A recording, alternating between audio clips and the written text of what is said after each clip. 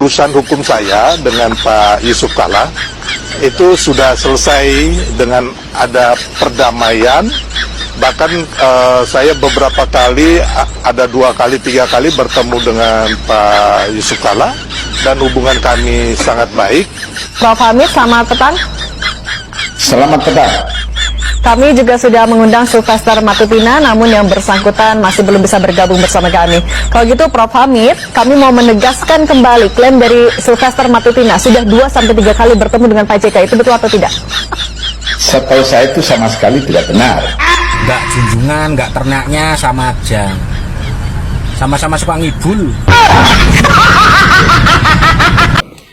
Secara hukum, Sylvester itu harus dieksekusi. Sylvester Matutina, persiapkan dirimu, pengakuanmu bahwa persoalanmu dengan Bapak Yusuf Kalla udah selesai. Namun ternyata dibantah secara mentah-mentah oleh Pak Yusuf Kalla, berarti Anda juga berbohong.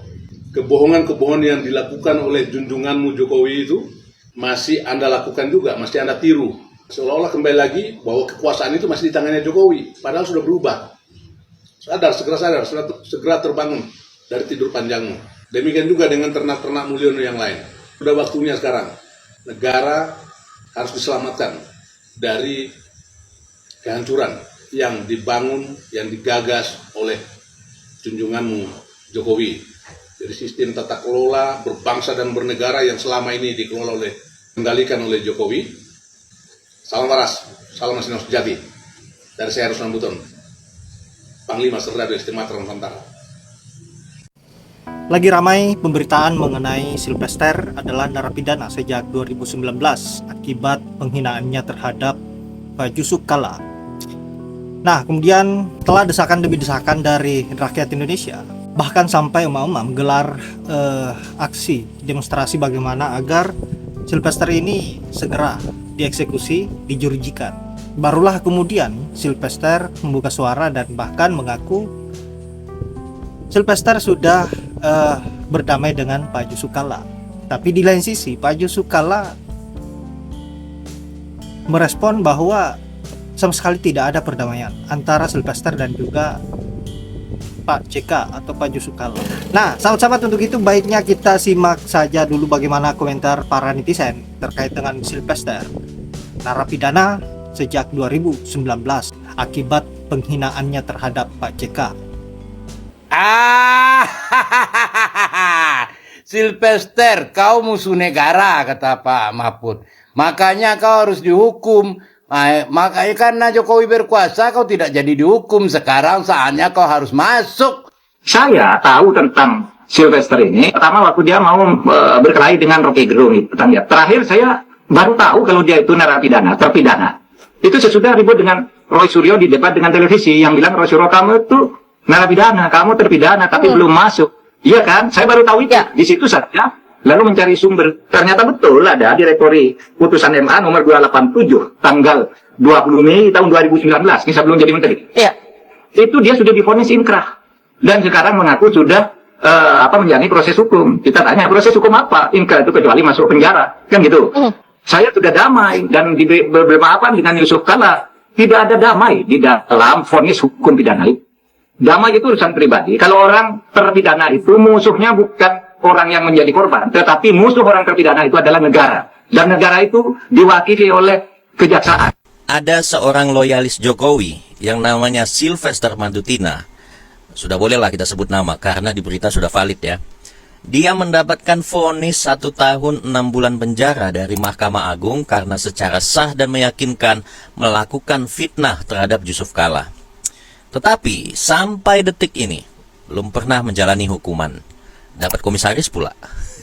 Ajaib nggak tuh barang? Pokoknya siapa yang dekat-dekat ke sana, mau divonis penjara pun tetap aman, tetap dapat jabatan. Paten nggak tuh? Gue nggak tahu orang yang mendapatkan jabatan itu latar belakangnya dicek nggak ya? Kalau mengangkat orang yang statusnya terpidana belum menjalani hukuman itu masuknya penyalahgunaan nggak ya? I don't know. Jadi kita nggak salah menuduh bahwa proses hukum, proses demokrasi di negara kita ini rusak. Ya, gara-gara presiden ke-7. Ini salah satu buktinya. Kita tahu ini orang dekat banget ke sana. Jadi, demokrasi itu bukan hanya sekedar kebebasan bicara. Ada 6 pilar demokrasi. Ya, salah satunya hukum ini. Rule of law. Semua orang tunduk pada hukum, termasuk pemimpin. Hukum itu harus berlaku adil.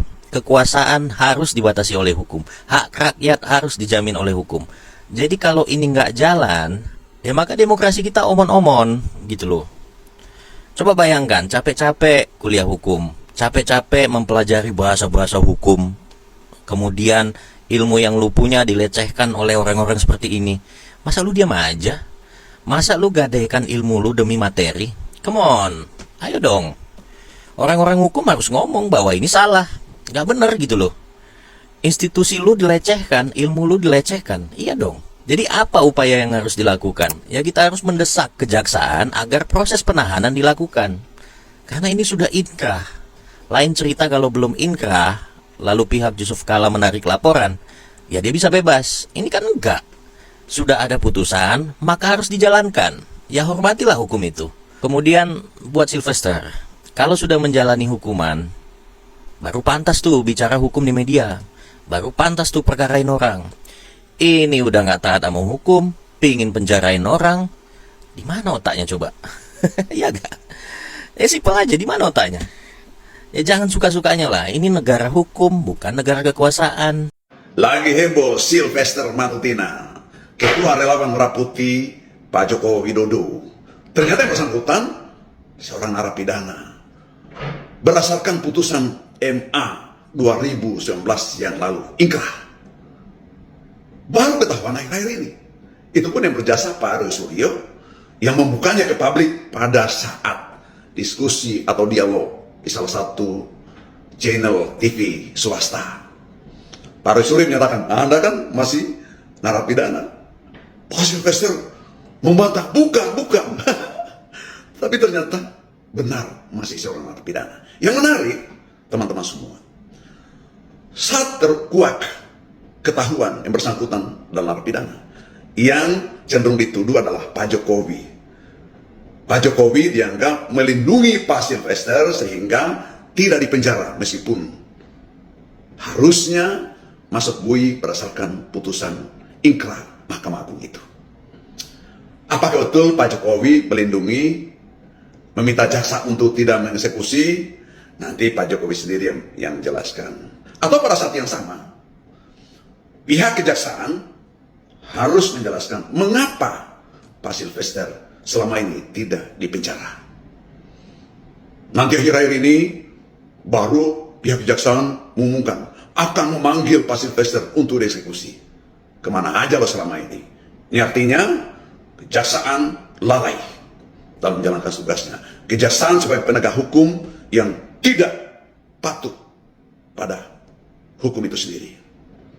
Minimal sekarang pimpinan kejaksaan yang terkait dengan eksekusi Sylvester ini harus dikenai sanksi karena sangat-sangat tidak profesional dan berarti patut diduga ada main ini ya Pak Sylvester.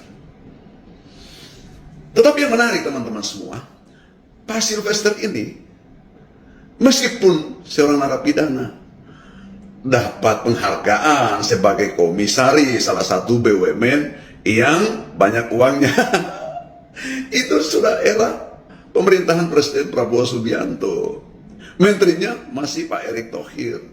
Mengangkat seorang komisaris yang ternyata narapidana. Ini lagi-lagi akan dikaitkan Pak Jokowi. Nah, Pak Jokowi meminta Pak Erick Thohir barangkali untuk menugaskan Sylvester sebagai komisaris meskipun masih narapidana. Nah ini harus dijelaskan semua. Tapi ini sekali lagi, ini presiden buruk negara kita. Satu, penegakan hukum tidak dilakukan oleh penegak hukum itu sendiri. Yang kedua, orang yang bermasalah, pelaku kriminal, pelaku atau narapidana ternyata masih dihargai dan diberikan jabatan. Sama sekali menunjukkan administrasi pemerintahan yang buruk, khususnya di BUMN.